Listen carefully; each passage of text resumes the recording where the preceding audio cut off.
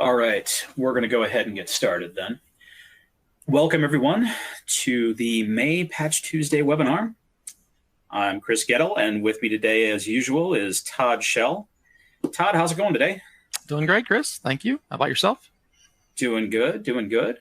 I think we have a record-breaking low for the number of vulnerabilities being addressed by Microsoft this month. Yeah, I have to agree. I think, since I joined you, Chris, in 2017, this is the lowest number I've ever seen. Yeah, I would have to go back and double check, but surprisingly low.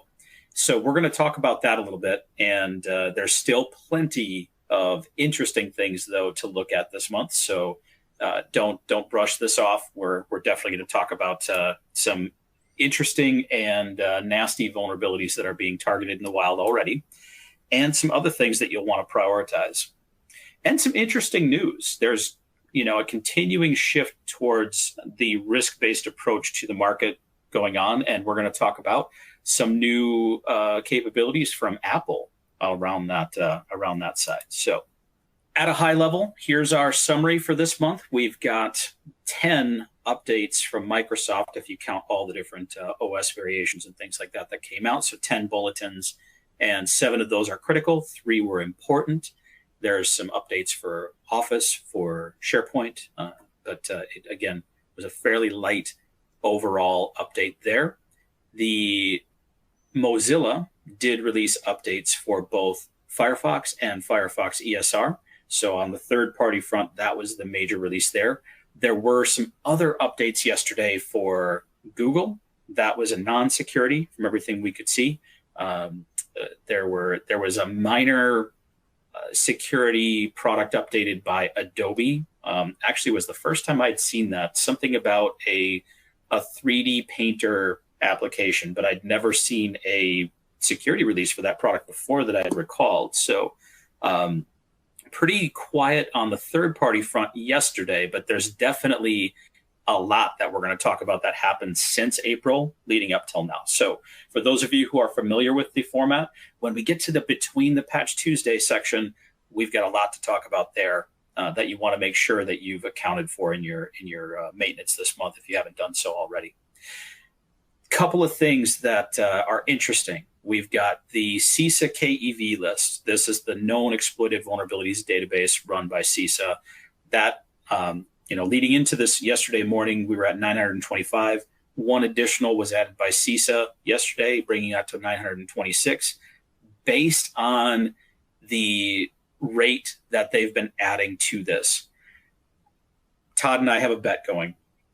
I told him that we're going to see this roll over past 1,000 by August 24th this year. So, mark that down right now. I think we're going to see that CISA KEV list exceed 1,000 vulnerabilities that they're tracking as of late August this year. Apple also released a new capability we're going to be talking about a little bit called rapid security responses.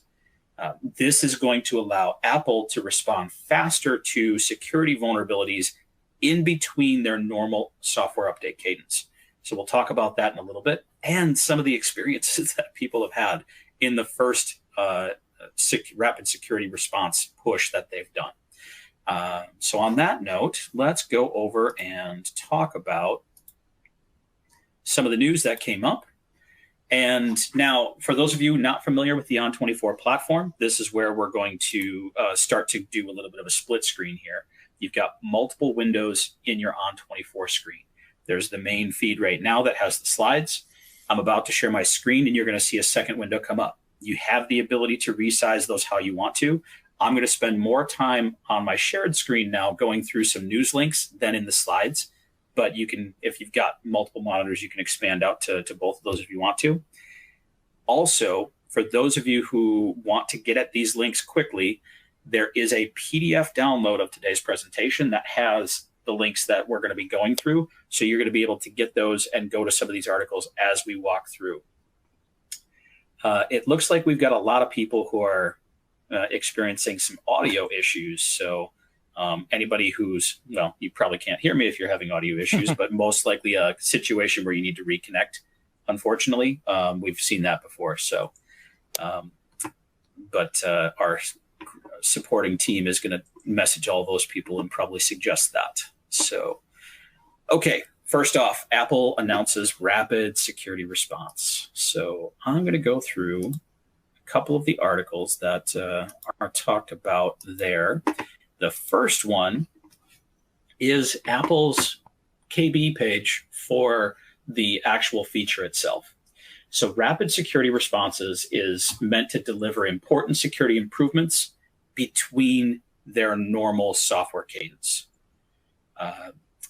In those cases, you would need to be up on the latest version of each of the Apple platforms, so iOS, iPad, macOS. You can see the versions here, iOS and iPadOS 16.4.1 and macOS 13.3.1 is the first versions that this will be introduced on, and then going forward, this feature will be available.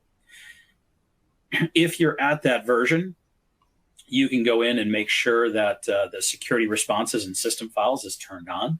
And if that is turned on, then you will start to get these. Now, what they're trying to do with this is be able to deliver relevant fixes or mitigations for security issues as they come up.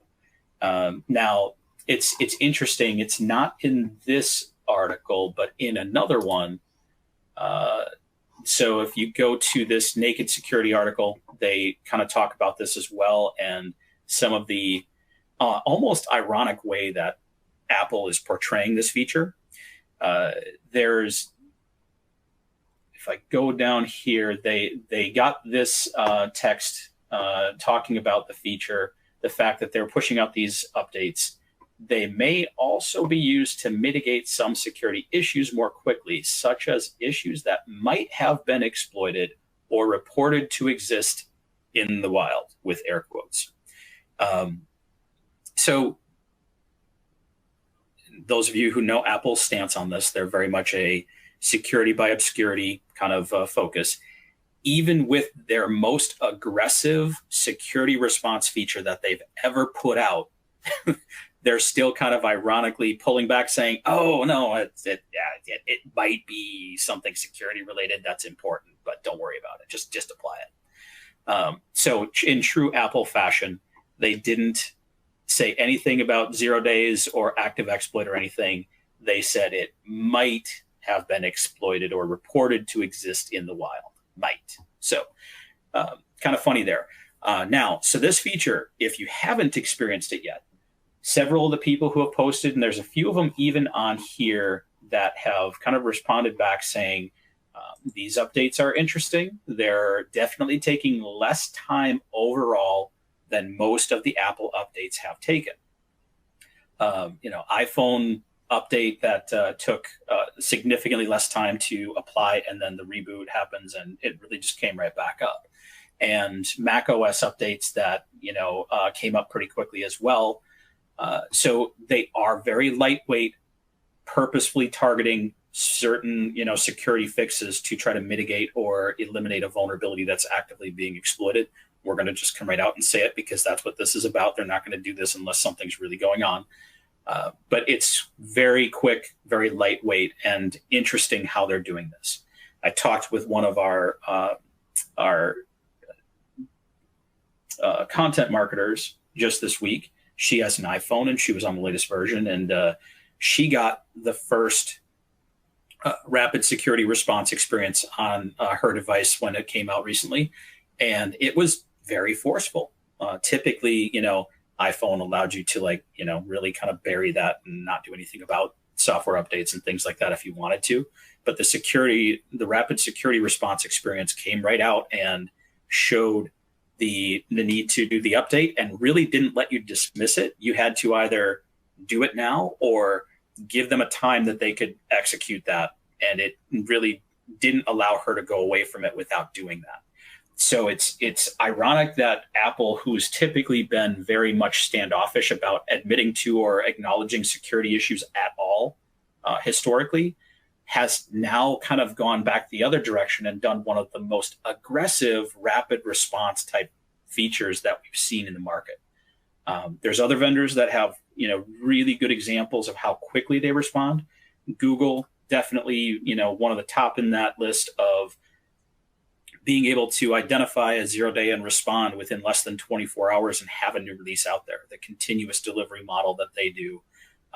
Microsoft, while they give a lot of visibility around things, still has been criticized for sticking to their monthly cadence and not doing more of those 0-day type of responses in between. But I think, just another step in this turning point where the industry as a whole is shifting towards a better rapid response to actively exploited vulnerabilities. So that risk-based approach, we're seeing it come out in more and more vendors, that they're either giving more visibility around or even taking more direct action to these types of things. So a very positive, but also kind of comical response from Apple on that. An update from the Microsoft side. So there's always two sides to this. You guys know this. You all know this better than anybody. The security implications of what needs to be done versus the operational impact is always that trade-off point. So Microsoft has released this Windows known issues email alerts, or Windows release health. I don't have access to the right level of admin level in their portal to be able to show you this firsthand, but the articles that they released here on how to check the Windows release health and make sure that you can kind of see the known issues in there do give some pretty decent screenshots in there. But if you go to the Microsoft 365 Admin Center and you have the right admin level of access here, you can get down to the section on health and Windows release health. So what Todd's going to be coming up and talking about here in a little bit, you now have a dashboard to be able to go in and track that. And by the way, Todd, we're going to have to go and talk to IT and see if they'll grant us admin access to this as well within our portal, because I think this would be helpful for us even in helping to bring awareness to this. But seeing, here's the known issues that have come out. Yeah, absolutely. Here's the active and recently resolved, the history in there. If you go down a little bit further, you can even see the statuses on those, whether that if I go into a specific release branch of Windows 10, I can see the active or resolved known issues. I can see if they're, the status on those. So the first two here were resolved, a couple confirms, one that has mitigation, but not a resolved status.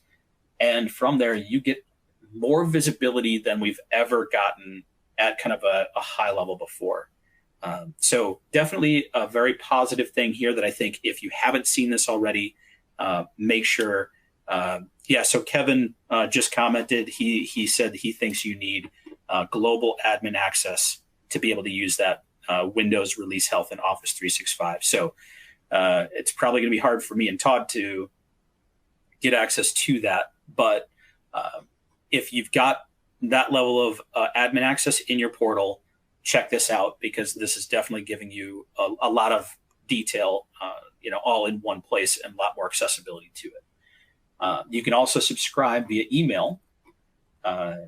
If you go on a little bit further, sign up for email notifications. The Windows Release Health page allows you to go in and set up an email notification. So even if you can't get access personally, maybe they can set it up to maybe email a queue so that a group of people who need this information in your organization can do that. So check this out. I think a lot of you keep coming to this webinar each month to try to get an idea of some of these known issues. This will help you to get that type of visibility throughout, more than just waiting for this event each month as well. So some really positive things happening there. This was the other link that I had in the PowerPoint today that's just talking about how to sign up for that known issues email. So it will go through and talk through the steps to sign up to that, to subscribe. And a little bit, in both articles, there's permissions levels that they mentioned. They said admin, but, according to Kevin there, it looks like global admin might be the level you need to be able to see this. So hopefully Microsoft will take some feedback to not make it a global admin only thing, and maybe they can give access to that to some other roles as well if you're not able to get access to that. But check it out. Definitely a positive movement there. The other thing that I wanted to show was if you do go to the Microsoft updates guide, the security updates portal, they also changed the layout of their release notes. So in the release notes, they're giving a better kind of summarized view of everything that came out. So kind of lays everything out nicely so that you can see, hey, here's all the updates that came out this month. I'm not sure I'm confident in the way they're counting. I'm going to watch this in the next couple of months because this month there were technically 51 CVEs that released. Many of them were information only kind of updates. So maybe that's why the discrepancy there. But it's giving you more details about each of the CVEs, if there's an FAQ, if there were workarounds, if there were mitigations. And again, kind of helps you get a summary level and quickly identify, hey, here's one that I might want to drill into. It's got mitigations tied to it. So again, an at a glance kind of visibility into that. So some good changes there on the Microsoft side, and a lot of better access to details from the operational impact perspective. All right, so let's start talking about the vulnerabilities that we really want to hear about this month. First up, Secure Boot Security Feature Bypass, CVE 2023-24932. This is probably the most complicated that we're running into this month. This and the other one that are actively being exploited both state that they're important. So as we've talked about in the past, when something is rated as important by Microsoft but actively exploited, that's because of the limitations that they have in the way their algorithm works for determining vendor severity. So that doesn't take into account the fact that it's actively being exploited, and threat actors don't care about code complexity or anything like that. They're just going to take advantage of the things they can take advantage of. So ignore the important, focus on the fact that this is actively being exploited. It is a higher priority because of that. Secure Boot is going to be a lot more complex to resolve this one. There's multiple articles here. I'm going to actually jump over and start with the Krebs on Security article about this one, because I think Brian did a good job of capturing the details there. He talks about the vulnerability and has a good quote here from Adam Barnett at Rapid7 talking about, the fact that, hey, this is a vulnerability that physically, if the attacker physically has the device, they can bypass Secure Boot and do this, execute that exploit. There is a way for them to exploit this that they only have to have administrative rights on the box, not have physical access to it. So they do have an option to be able to do that as well. And that's where Adam kind of talks about the real severity of this vulnerability. The attacker can basically, you kind of look at this and say, wait a second, if the attacker already has administrative rights to the box, why do they care about further exploiting it? Well, it's because by bypassing Secure Boot, they're able to introduce a deeper level of compromise to that system and basically create a lot of persistence with the malware that they're going to put on there. So here's the article that links to more of the details of what needs to be done to take action. There's kind of another, we've talked about several vulnerabilities that have done this. Resolution's been over like multiple stages. The first stage for resolving this one completely, it happened this month. So the updates on all supported versions are going to support, the fix for this, and then restart the device before you apply the revocations. So we'll talk about that in a minute. Later on, you're going to need to update your bootable media with Windows updates released on or after May 9th. If you don't create your own bootable media, if you use it either directly from Microsoft or your device manufacturer, you're going to need to look for their updated bootable media as well. Because that after you start to do the revocations, then anything that's not up to the latest May 9th starting point will no longer be allowed, because it's going to fail that kind of revocation check and be denied. So make sure that you've got your updated bootable media. because otherwise you're going to have problems trying to provision new systems. And then after you've got that new bootable media, you apply your revocations to fully protect against this vulnerability. Let's see, they talk through the steps of creating, like where can you go to create that bootable media, creating a recovery drive over here. There's a link to it. They're talking about all the different ways that removable media could be utilized there. They talk through some deployment guidelines. Again, I think definitely check out this article. They talk about installing the update, making sure that the system's been rebooted. Make sure you've got your updated bootable media, then apply your revocations. And they talk through the details on how to do that. If you don't do it in that order, problems can ensue. The other article link that I included in here is talking about the guidance for investigating attacks using, this was actually a previous 2022 vulnerability, but Black Lotus is the particular malware campaign that was taking advantage of this first CVE and now this new secure boot security feature bypass CVE. So it's talking about the techniques to determine if a device has been infected and recovery and prevention strategies around that. But it does give you a little bit more of an idea of what the attacker can do if they bypass this. So back to that earlier question of if they've already got admin rights to the box, why would this be more valuable to them? In this case, they can achieve persistence by enrolling their machine owner key on the device. If they can bypass secure boot, introduce their MOK, they now have a deeper level of ownership on that box. They can turn off HVCI, and that would allow them to deploy a malicious kernel driver.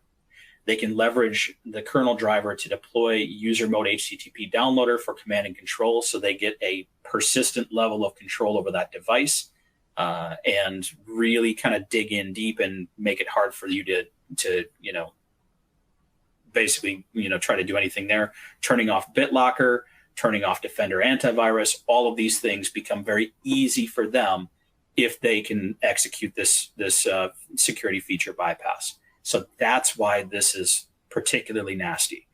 Even if they've already got admin rights to the box, many of these steps would still be very hard to do, and it makes it a little bit easier to clean them out if they don't have this level of access. By bypassing secure boot, they truly get to a level where they can own that box, dig in deep, and make it very hard for you to remove them.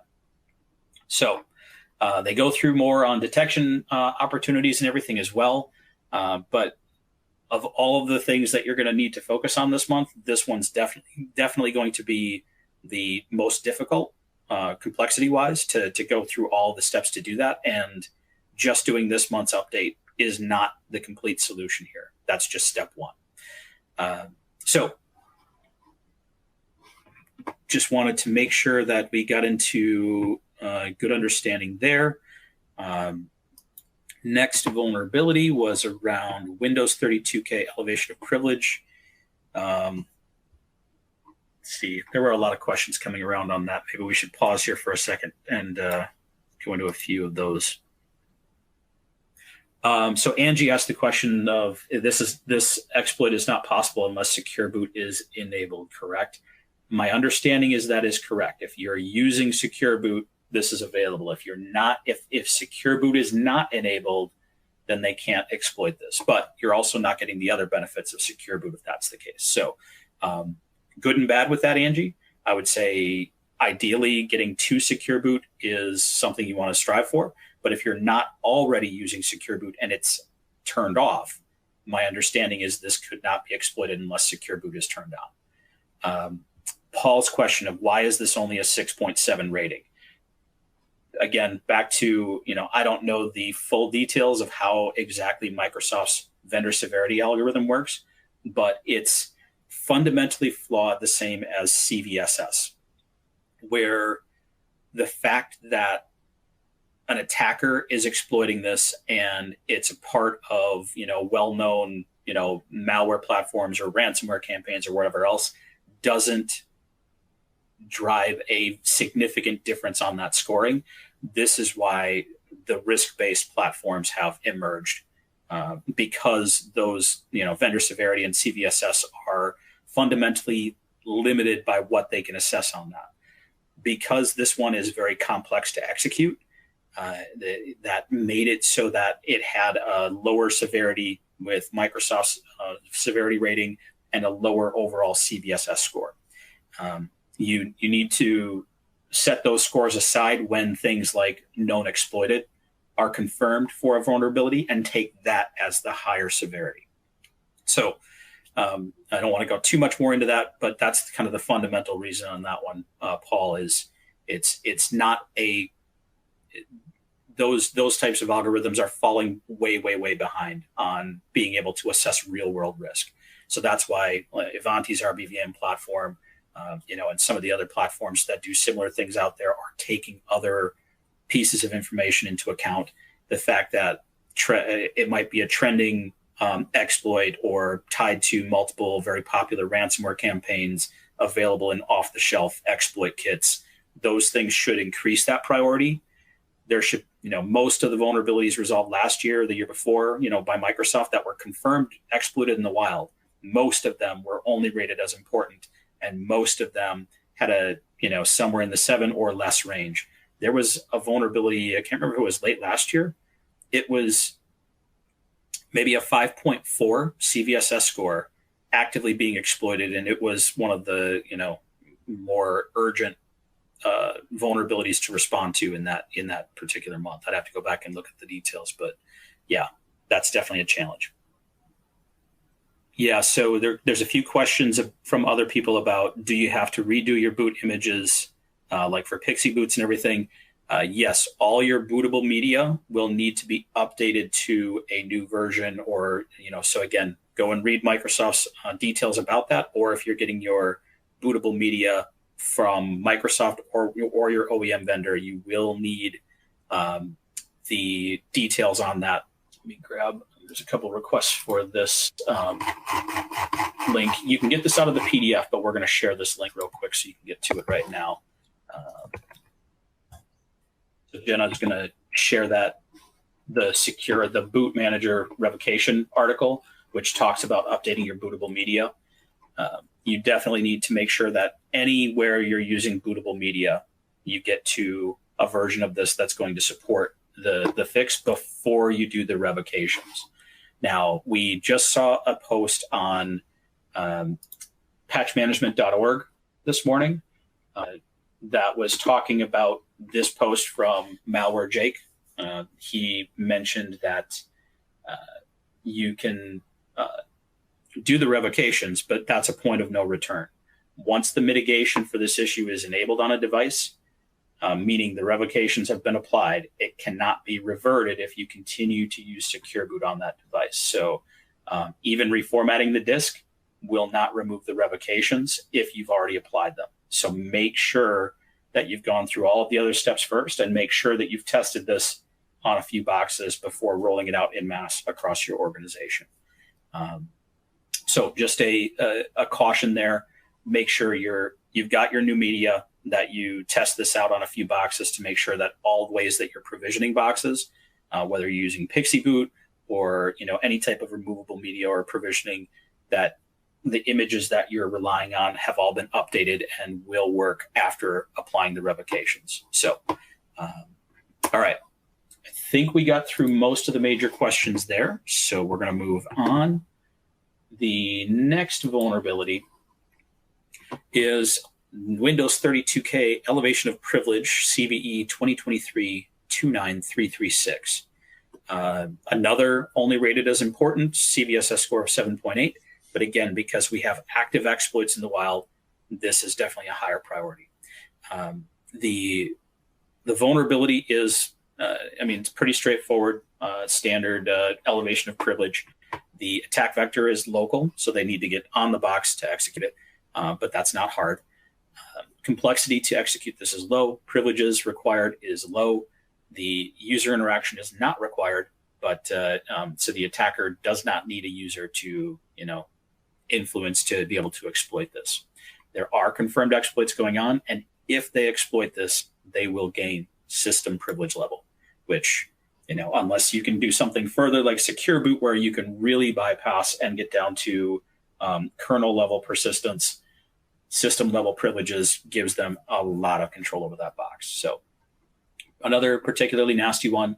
This one only affects the Windows 10 and equivalent server editions, all the way back to Server 2008. It does not affect the Windows 11 and later, where the other one, the secure boot, affects all Windows 10, Windows 11, and server editions that are currently supported. But the two of these combined, your OS update, high priority this month. So make sure to get that tested and rolled out as quickly as possible. The third vulnerability that I wanted to touch on, actually, we'll do a quick touch on the WinVerify Trust Signature Validation. This is that 2013 CVE 3900. We talked about this last month as well because there was another update there. The only change this month was they updated to clearly state, because there was a lot of questions, and I know we talked about this last month as well, that once you have applied the April OS updates, because they added it to the other Windows 11 and other platforms as well. So all OS versions have this fix in place now as of April. If you've applied the April update, you still have to configure the registry key, or the enforcement is not in place. So for those of you who remember, WinVerify Trust Signature Validation is basically enforcing a more strict metadata implementation of that signature on a file. If you turn this on, some things could break in your environment because they may not meet that signature validation level. So definitely test it if you have not already. For those of you who have tested it, just know that as you rolled out the updates last month, that wasn't the end of it. You did have to do the registry key as well. Windows OLE remote code execution vulnerability. This is a critical severity from Microsoft, 8.1 CVSS score. This is one that has been publicly disclosed. So what that means is threat actors have enough information on this to definitely have an advantage on developing a real-world exploit. It's exploitable over the network, does not require privileges, no user interaction required, although the examples they give definitely make it so it can be user targeted, which makes it even easier for them to try to exploit. The only thing about this is the complexity to exploit this one is high. But if you look down here at the temporal metrics, exploit code maturity is at proof of concept level. There are proofs of concept on how to exploit this available publicly. So with that, it does increase the risk that this one could be taken advantage of. Now, there's kind of a little bit of a back and forth on how severe this one is. It's able to be exploited by just sending somebody an email and having them preview it. So the preview pane is an attack vector for this, which makes it even easier to exploit. Users can be targeted, but to exploit this, the attacker does need to win a race condition, and there's some additional circumstances that need to be met on the target machine. Microsoft was not clear on those. All they said was they also need to take additional actions prior to exploitation to prepare the target environment. What that means exactly is your guess is as good as mine, but there's some criteria that need to be met. If somebody has access to the proof of concept, though, they can probably extrapolate what else needs to be done to meet this pretty easily. So race condition, other requirements need to be met, yes, but with that proof of concept, not unattainable. With this, though, anything that's in RTF format, rich text or HTML formatted emails or files can exploit this even in the preview pane. So if somebody exploits this, it will be particularly nasty. You can do mitigations for it to, I scrolled up again. You can do the workaround, which is to basically turn off RTF format and basically only show things in plain text. You can turn off the preview pane, but those things are really, really crippling for the user experience. So you're going to get a lot of pushback from people if you do that. Ideally, because this is all talking about Outlook, but the vulnerability is actually in the Windows OS update this month. Because we've got all of these other 0 days that are actively being exploited, really your urgency is get this OS update out quickly and not have to worry about that. And again, one more potential risk out there taken care of. So that's our lineup of major vulnerabilities we wanted to talk about this month.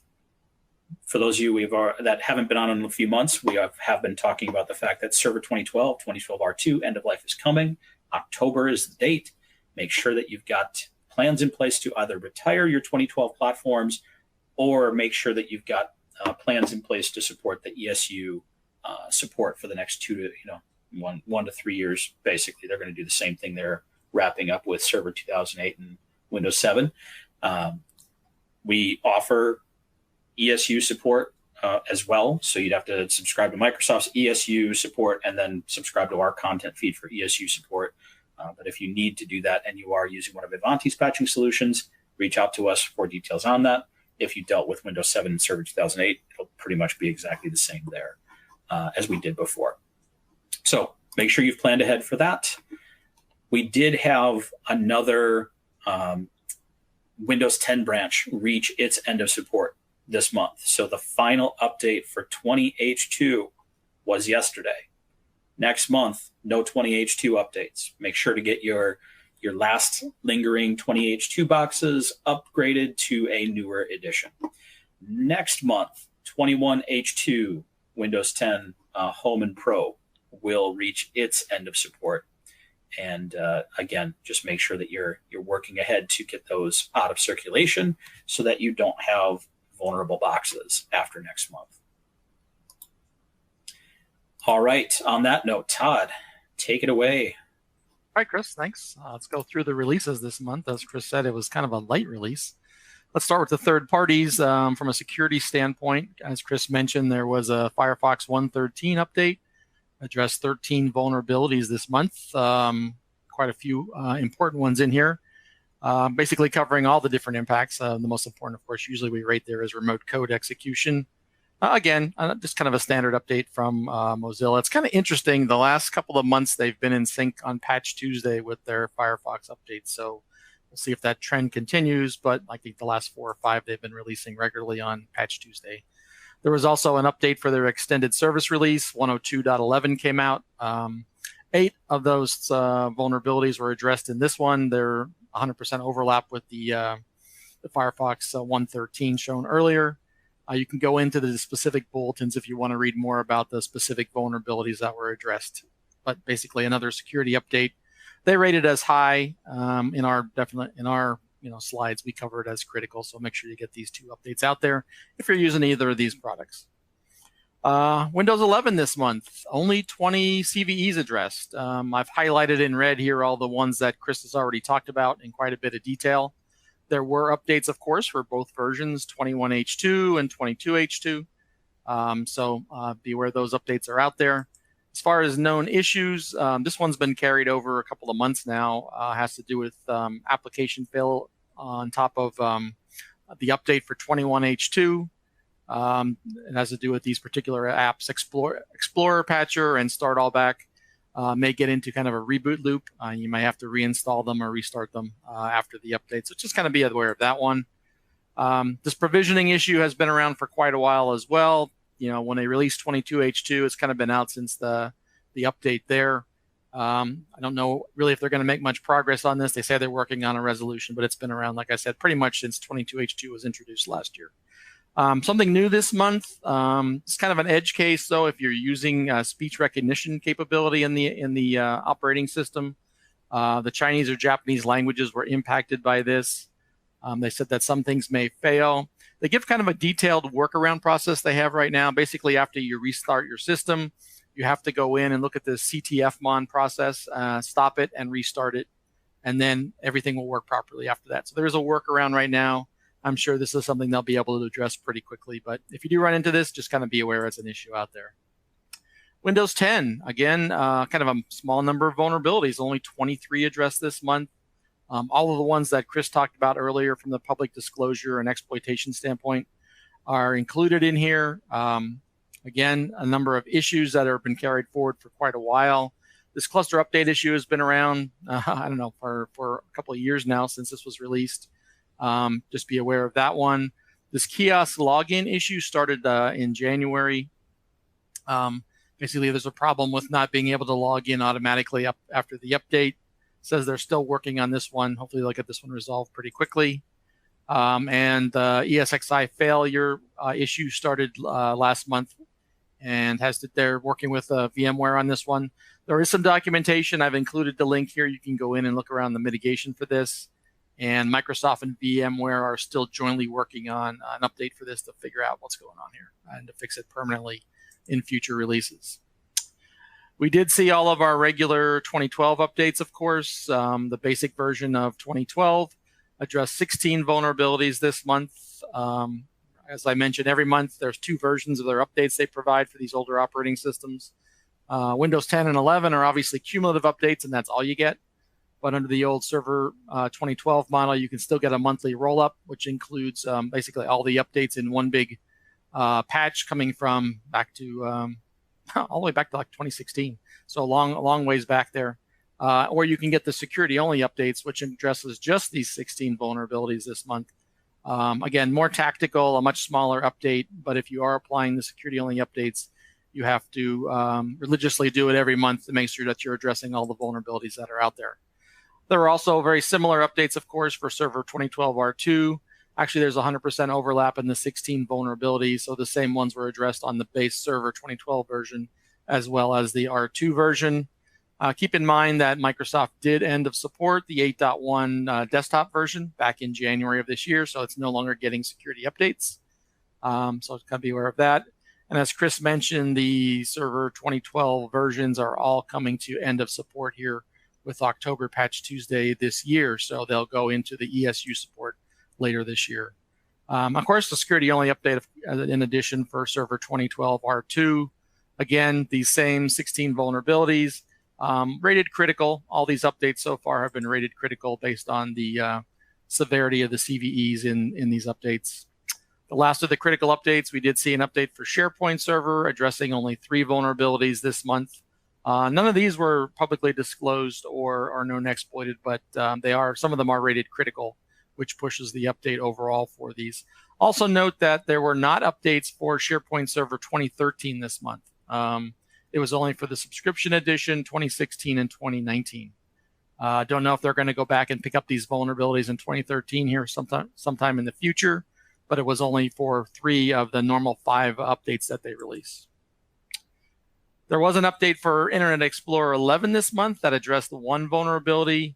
For the most part, this cumulative update is included with all the OS updates, so I know it's on all the Server 2012 updates, so there's nothing you need to do specific to deploying the IE update, but just be aware that there was a particular feature in here, a particular vulnerability around security feature bypass that was update with this particular vulnerability, 29.3.24, that was fixed.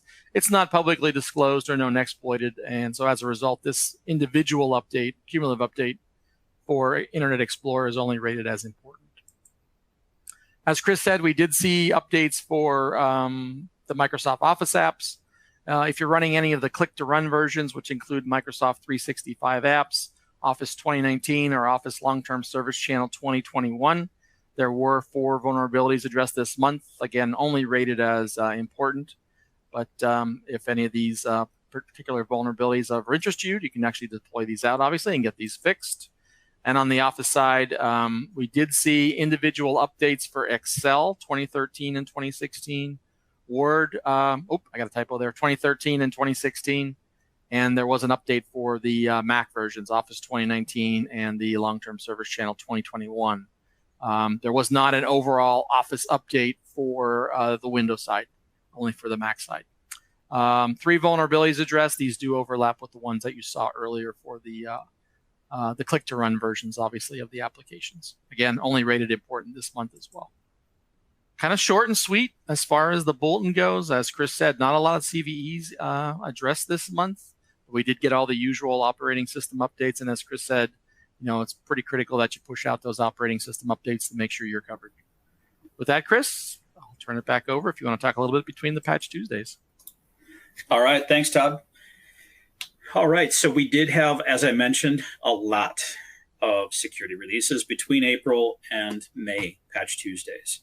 So a couple of things there. There was a pair of Google Chrome 0 days that came out shortly after the April Patch Tuesday. Most of you have probably already seen and resolved those, but if you have not, please do double check that and make sure that you did get those Chrome 0 days plugged there. So 2 security releases, we'll talk about those in a second. I did mention that last month on the April 17th, Oracle did their, I believe it was the 17th, they did their quarterly update as well. And in that triggered the domino effect. So you see Zulu, Corretto, Java 8, Red Hat, OpenJDK, several of the Java frameworks all had updates once that kind of triggered. So similar, like when Chrome updates, Chrome Frame updates, and then you see Opera updates and you see Edge updates and so on. Same thing with Java. Once Oracle does their quarterly release, expect that domino effect. And we're probably not even done with that. There's probably a few more hanging out there if I recall correctly. So make sure that you're keeping an eye on all of those. The Google Chrome, again, fixed 5 CVEs in one release and 10 in the other. Again, if you're not sure of what you're at there, you want to be up at this 113 level, 5672.64 or later. There was a Chrome release yesterday, to our knowledge, not security related. So even that one would be acceptable and include all of those security fixes. But I can't remember. I think it was this the 1.12 release was the one that included the 0 days. But make sure if you're going to update Chrome, make sure that you're at that 113 build or later. Opera, again, a Chrome frame browser, so they released and fixed vulnerability there. My guess is that was the 0 day, and so that's the 2023.21 or 2033. Todd, did we have a typo there? Is that supposed to be 2133? No, okay. No, it's 2033. Okay, interesting. Must be an older one. Yeah. So maybe Opera hasn't finished updating theirs yet then. Yeah. So Opera had 1 fix there. Java, 7 fixes on the Java, basically all Java branches. Yeah, they're the same vulnerability. It's actually the same set of CVEs across all of them from 8, 11, and 17 for the long-term service versions. Yep. Yeah. Normally there's some variation between there, but apparently all 7 were across all of them this time. So yeah. Zulu, you can see 7 fixes there, same set. You've got Corretto, 7 there for each of those branches. Basically, everybody gets 7 CVEs resolved there. Oh, Red Hat only had 2 of the 7. So for a couple of their branches, but the JDK 8.0 had all 7. Yep. So, yep, but all of your Java branches need updating. VMware Workstation Player and Pro also had a release with 4 CVEs resolved. So quite a load of third parties there. I'd say out of all of those, the most urgent, again, is making sure that Chrome is up to date, along with your Mozilla. So browsers often highly targeted, especially because it's easy to dupe users into doing the things you want them to do. So make sure that all of your browsers are up to date, including Edge, because that's Chromium based. Apple, the release summary here, there, of course, Chrome is on Apple as well as with Edge. So you've got the Chrome and Edge updates that happened there. There were some other releases that did not have CVEs tied to them. So besides Apple's releases over the past month here, the third parties on Chrome or Apple are Google Chrome and Edge were the top priorities there. So here's the CVE count for each of those Apple releases. There was 6 of those for Google Chrome 1.12, 9 in the 1.13 release. And then Microsoft Edge had fixed 1 vulnerability there. And again, with a couple more releases there, they fixed another 1 CVE and then 4 in the last release there. So that Microsoft Edge 1.12 build is the latest on the Apple side. And on that note, let's go back and check out if we've got any remaining questions. I believe I got to quite a few of the questions there, but Let's see. James asks, can you give an explanation of the exact revocation in play? Are they revoking signing keys in the UEFI security configuration themselves? So let's see if they give us that level of detail.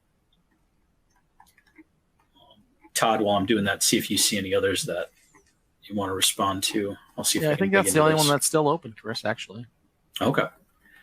Yep. And one other that came up that I'll mention to everybody else again. I'm going to share my screen again, so ignore the Q&A slide now and look over to my screen share. But in that article about how to manage the boot manager revocations, there is an additional kind of timing of updates. Microsoft is doing kind of a phased rollout here. What we're seeing right now is the first phase, which is basically fixing the CVE in the OS level. Changes to the Windows boot components, 2 revocation files, which can be manually applied, a code integrity policy, and an updated secure boot disallow list, DBX list. So my guess, James, is that's the files you want to look at to see what exactly is actually being updated there. They've talked about the errors associated with this. So there's one new event added after installing the Windows OS or the Windows update to aid in deploying the mitigations. So I would assume that if you're getting this event ID after doing the revocation, this is the new one that's basically saying that Secure Boot DBX update was applied successfully. They don't really say. Oh, here's starting from so here's to the Pixie Boot question. They talk about Pixie Boot down there as well. So for that, the person who asked that question, that's going to help address your questions there. For events that are generated when applying DBX updates, see the article about addressing vulnerable and revoked boot managers. That doesn't really answer James's question of what exactly are they putting in place, though. Yeah, I would say, James, you're going to need to go into the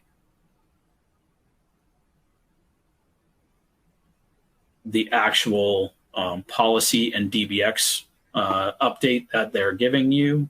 And I don't know how you crack. I've never gotten into that file before, but my guess is that's what you're going to need to get into and crack open to see exactly what they're applying. But so going back to the time frame, May 9th, that's where we're at right now. The OS update giving you the files that you need for the revocation. The second phase of deployment. They are going to be taking additional steps to allow easier automated deployment of the revocation files. So code integrity boot policy and secure boot disallow list, DBX, they're going to be adding ways to make it easier to deploy that out. I know several questions already came up about that, like how are you going to make that possible, whether in like EPM or whatever. Microsoft is going to make that easier to do at some point. Otherwise, you're probably going to have to do that in the provisioning module. I don't know exactly how that would be applied in there, so that would definitely be a question that so we'd have to get somebody with more knowledge of that specific module and how to apply those files in there. So I can poke around there within that team and see if they can make an article on how to do that or something along those lines. We'll see if we can help out there. But Microsoft, by the time we reach July, should be making some easier ways to automate that deployment. And then some additional new event logs will be added. Safe OS dynamic update package for Windows recovery environment. Not really sure what that is, but they'll be adding that as well. And then sometime out in Q1 2024, they're going to basically take your ability to choose to enforce or not out, and they're going to then push the revocations programmatically and enforce them after installing updates for Windows to all affected systems with no option to be disabled. So you have until early next year to get this sorted for sure before Microsoft is going to take the steps for you. So definitely there is an active exploit, so urgency there, but longer term here, Microsoft is going to take additional steps to ultimately plug this gap more thoroughly. So make sure that you're ahead of this enforcement phase going into effect. So James, I didn't have a direct answer for you, but hopefully that gets you down at least into a level where you know which 2 files are available. And from there, you can crack those open to see if it's got the level of detail you're looking for. Let's see, that's all we got there. Oh, I'm guessing that question was around Wintrust Verify. So Matthew, I think oh no, different person now. Another question popped up in there. Brian, I think what you were looking for was the registry key involved with the Wintrust Verify signature validation. There is, I can't remember if it's in here or if you have to go into an additional article about this. Here it is. Yep. So this is the registry key that we're talking about there with that Win Verify Trust. Just applying the April or earlier updates, depending on the OS, makes it so that the capabilities are there. You still have to turn on the registry key before enforcement will start. And that's where you want to test thoroughly before you go rolling it out across the full environment. So that's the 2013 3900 update, I think is the one you were thinking of there. Todd, Ed asked about Edge, which we didn't really talk about Edge specifically in a separate slide today, did we? No, it's updated as part of the operating system. Is that what we're talking about? Right. Yeah. I think so. So Edge should be updated as part of your OS update for those this month. And in their release notes, they did talk about the 9 non-Microsoft CVEs that were resolved as part of this. This is all a part of the update this month is going to update Chrome or the Edge Chromium edition, and it will resolve this set of CVEs that Chrome resolved recently. So hopefully that answers your question. Okay, I think we touched on, there were several questions about the OS provisioning part. So I think we've touched on that, but basically you apply the OS update this month, you go to wherever you're getting your media, whether it's you updating the media that you're using for provisioning, or if you're getting it from Microsoft or from your OEM vendors, so Dell, Lenovo, HP, whoever you're getting your bootable media from for provisioning, you need to get the updated version of their media or apply the changes yourself if you're managing your own media set. And then from here on out, you need to use that wherever you're doing your provisioning. So if you're using Pixie, if you're using WinRE, if you're whichever one, and they did document, it looked like they've got coverage for all the different variations. Yeah, so here's the list, like examples of bootable media and recovery media impacted by this issue. Recovery drives, backups of Windows which were imaged before the installation, custom CD or DVD media, ISOs, network boot, OEM installation and recovery media, official Windows media from Microsoft, including all these different variations, Windows PE, Windows installed on physical hardware, Windows Validation OS, all of those media types. So you need to basically go in and update all of the media types to make sure you've got a May 9th or later set of media. Otherwise, when you start putting the revocation changes in place, those sets of media won't work anymore. And again, you can't back out that revocation once you've done it. So make sure you've got your media cleaned up before you do that step. I think that handles most of the questions there. I know we are just over on time, so thank you all. I know the secure boot topic was a complicated one this month. Hopefully that gave you a lot of the information you're going to need to be able to do that. The links are all in there. Again, on that one, I think that's where you're going to need to spend most of your time. Definitely drill in, especially into this article about how to manage the Windows Boot Manager revocations and secure boot changes. That's the most complicated piece of all of this that you're going to need to get ironed out, and make sure that you've tested all of your different ways of provisioning and bootable media before you put those revocation changes in place, because that's the point of no return. And time frame wise, again, enforcement's going to happen starting sometime in Q1, expect that Microsoft is going to be making a change there to enforce this. So you want to make sure to get this sorted out before that time frame for sure. But there will be more changes coming in July. I'm sure we'll talk about this again. So thank you again, and we will talk to you in June. See y'all.